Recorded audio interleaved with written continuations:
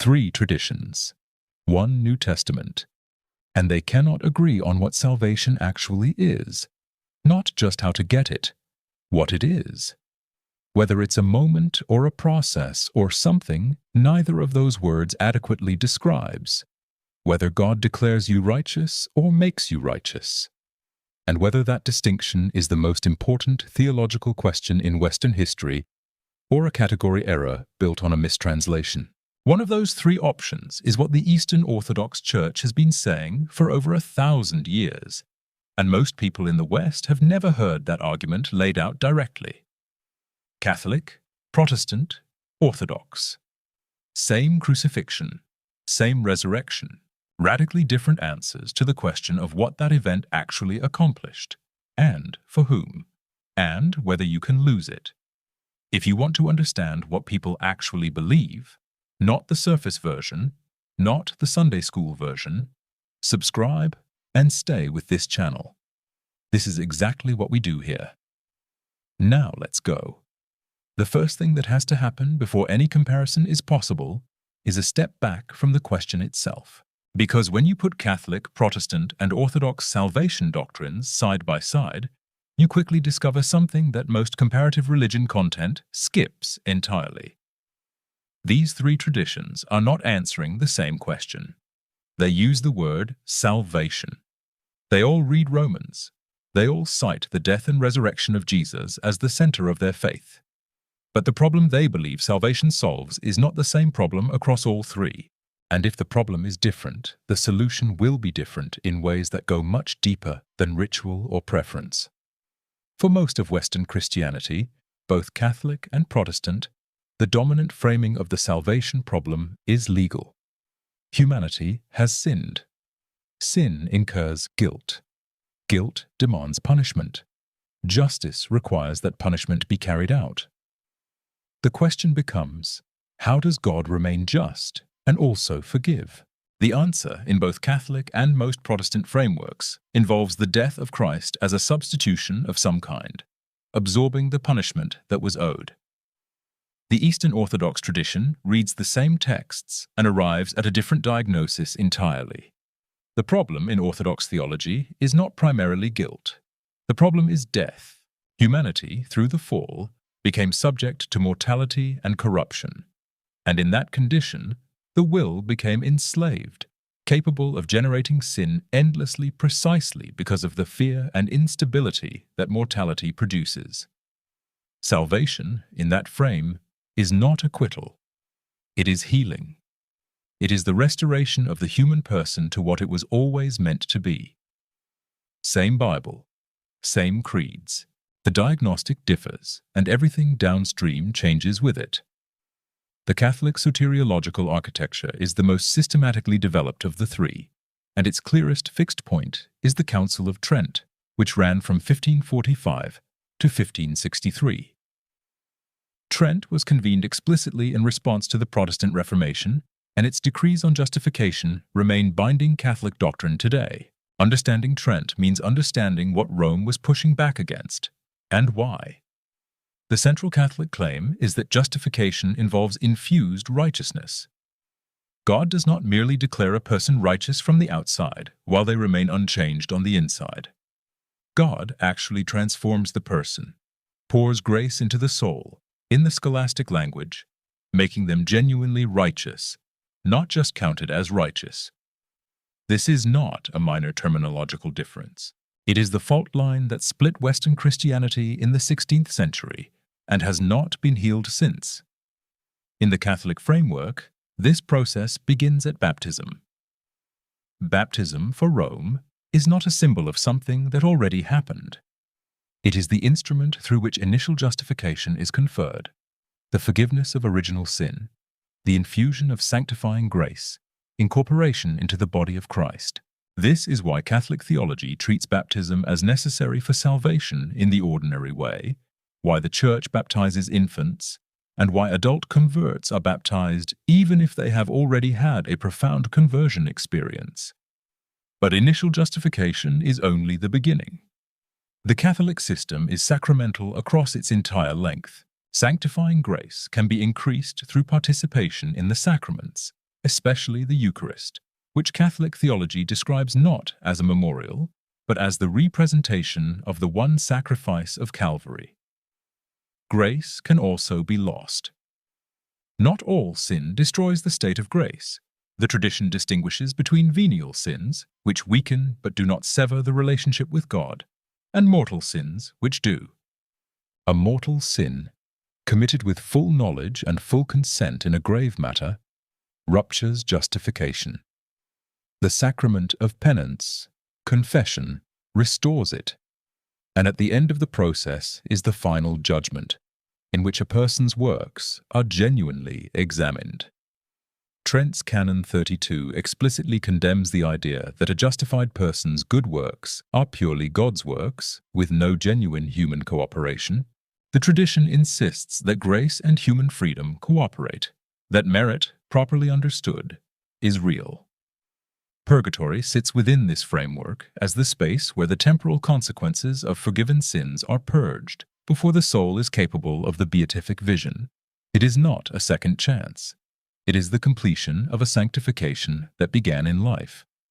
The internal question Catholics have argued about for centuries is whether this system makes salvation something you earn. Rome's answer is careful.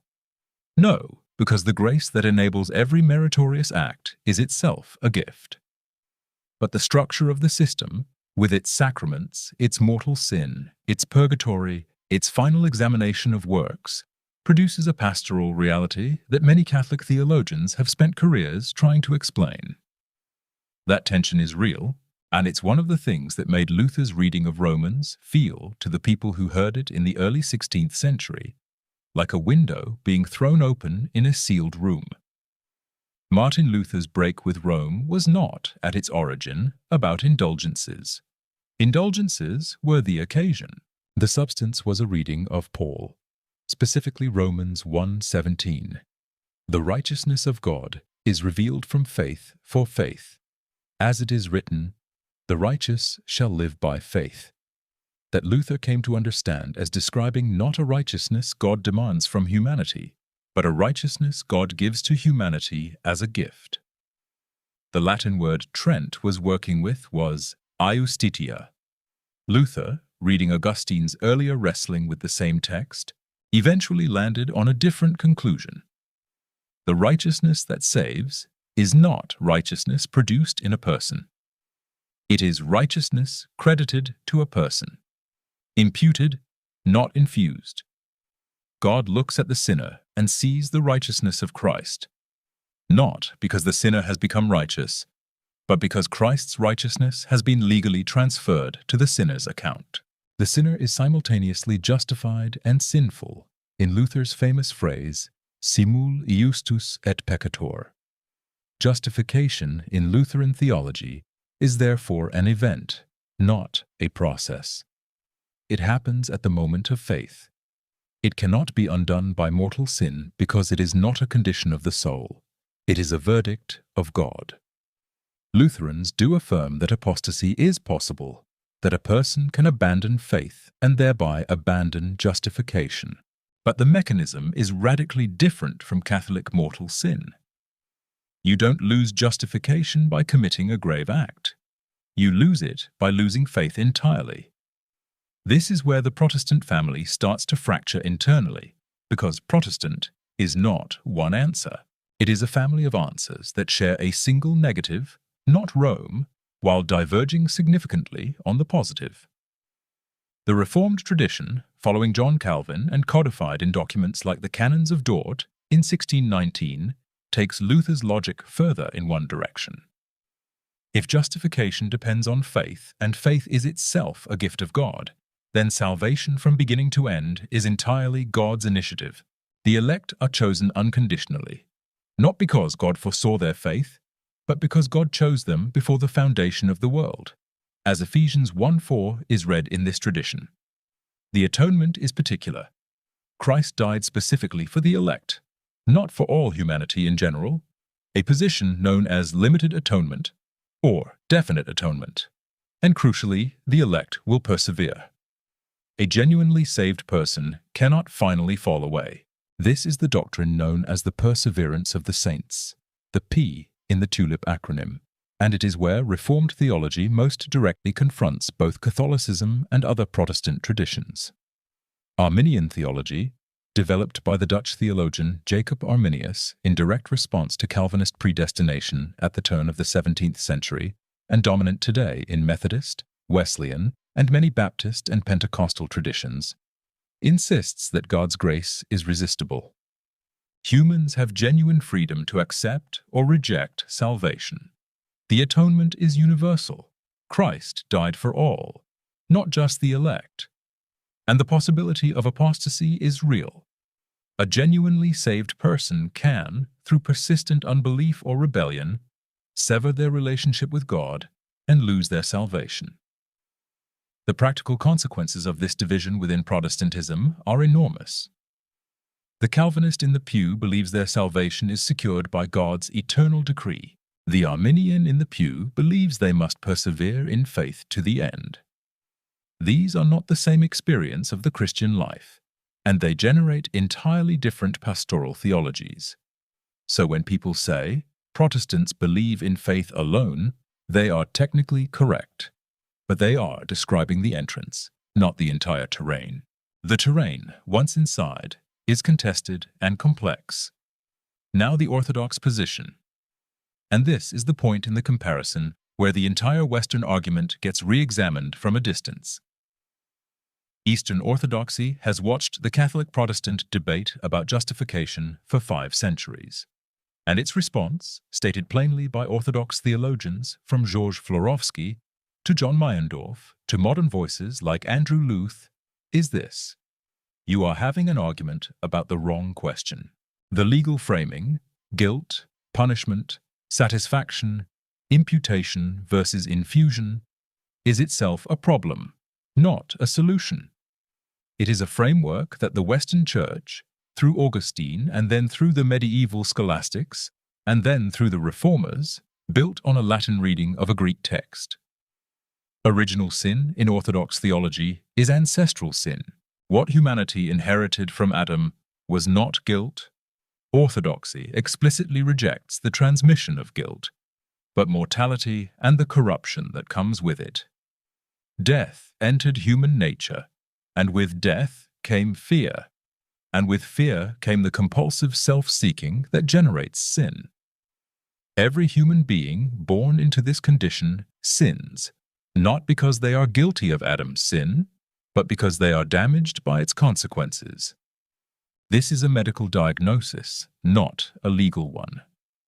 Salvation, therefore, is healing and transformation.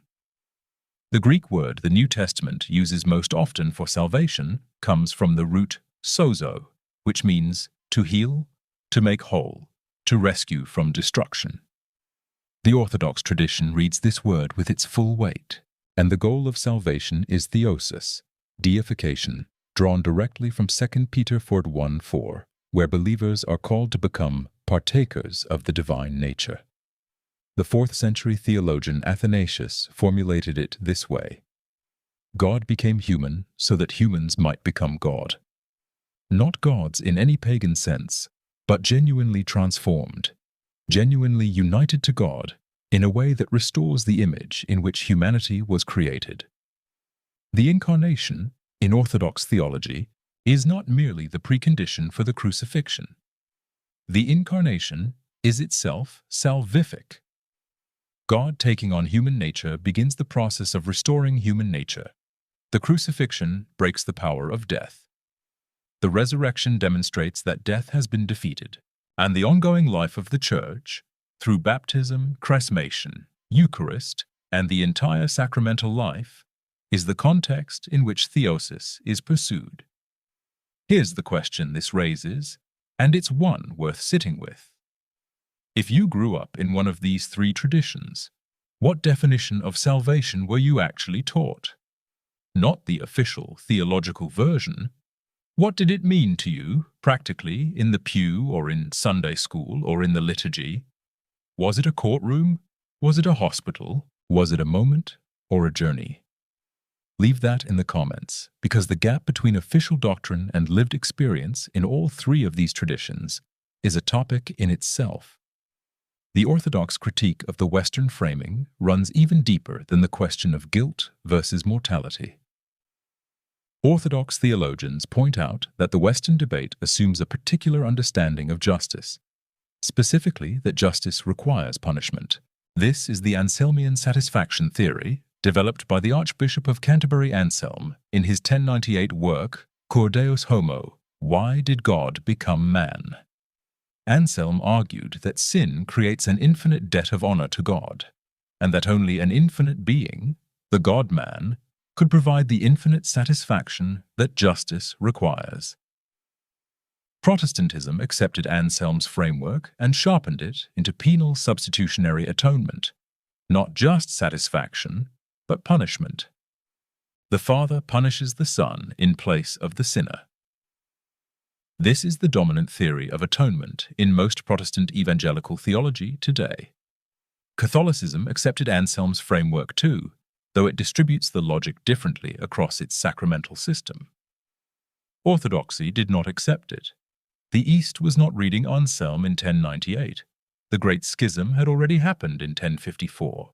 Orthodox atonement theology draws more heavily on what theologians call Christus Victor, the idea that Christ's death and resurrection is a conquest of death and the powers of darkness, not primarily a legal transaction.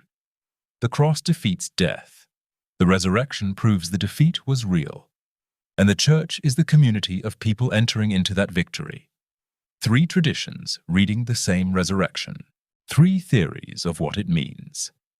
Now the collision becomes most visible in three concrete questions that expose the structural disagreement in the sharpest possible way.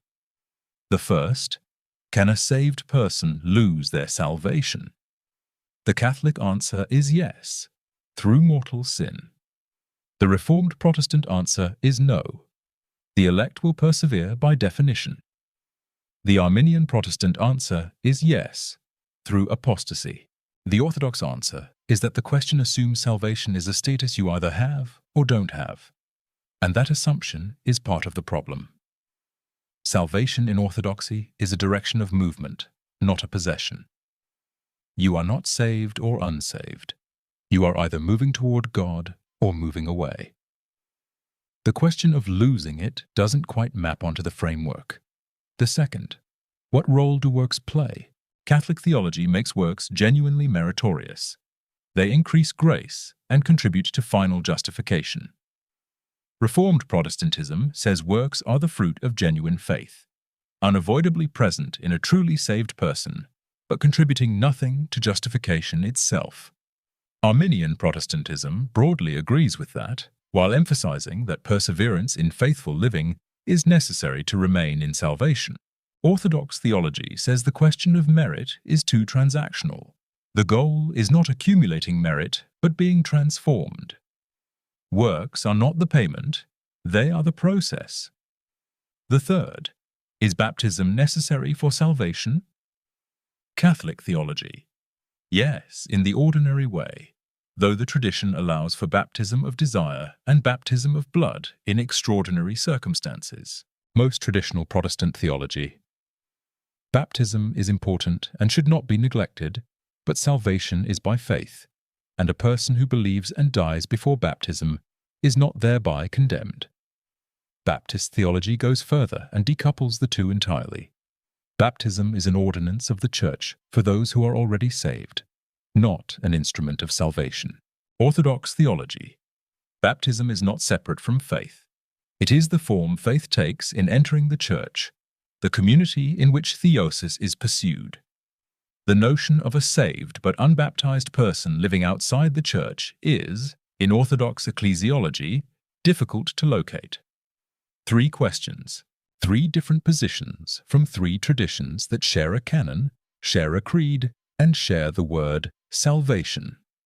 There is a detail at the bottom of all of this that most people in any of these traditions have never been told. The word that stands at the center of the entire Western justification debate, righteousness in English, justitia in the Latin Vulgate, that both Catholics and Protestants inherited, is a translation of the Greek dikaiosyne. And dikaiosyne in Greek carries not only legal connotations of verdict and acquittal, but also relational and moral connotations. Being rightly ordered, being in right relationship, having integrity of being. The Western argument, imputed versus infused, declared versus transformed, is, in a very precise sense, an argument that happened inside Latin Christianity, reading a Greek text through the categories that Latin made available. Jerome's Vulgate, completed around 405, is the filter. Augustine's reading of Paul through that filter is the source. The entire Catholic Protestant debate about justification is, at one level, a debate that was made possible by a translation. The Eastern Orthodox Church never left the Greek. It read dikaiosyne in its native semantic range, and it arrived at a soteriology that looks, from the outside, like it's answering a completely different question. Because, in an important sense, it was reading a different text, not a different Bible, a different linguistic world. Whether that means the Orthodox tradition preserved something the West lost, or simply developed along a different line with its own limitations, is not a question this channel answers for you. But it is the kind of question that, once you've heard it framed this way, you cannot entirely unhear.